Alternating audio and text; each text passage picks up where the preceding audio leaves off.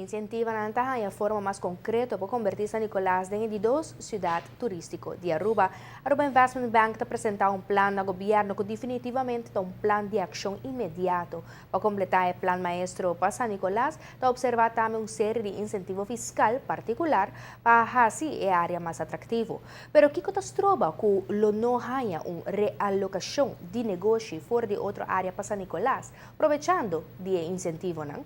A nossa papel como ministro de Finanças rebe inquietud aqui. De enquadro de San Nicolás uma cidade mais atrativa, não unicamente culturalmente, mas também para se negócio, o gabinete que fora de seu período anterior hace referência a um quadro de incentivo fiscal para San Nicolás e Bicendário.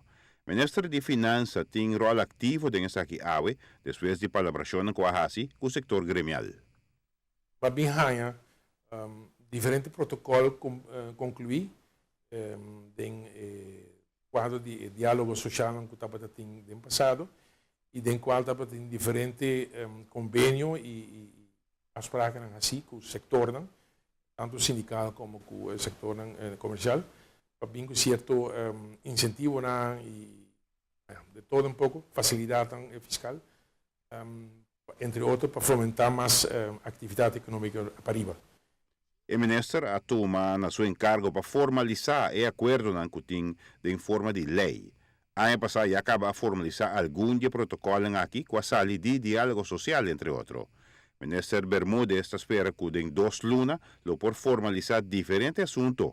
O ponto de salida está evidente. Zoning de San Nicolás,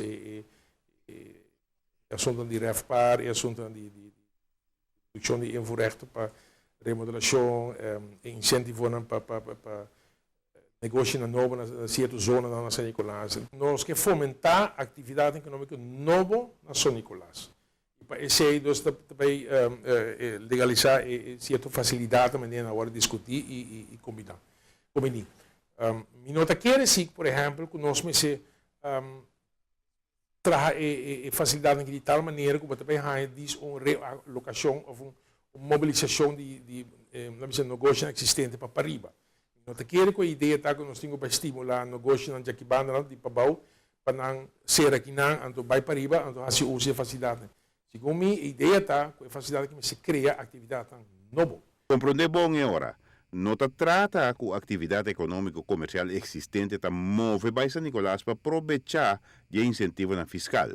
Mas certa atividade nova que traz spin-off econômico para a área. Ora que nós está concepiar a lei aí, ora que a direção de wetgeving concepiar, ora é isso onde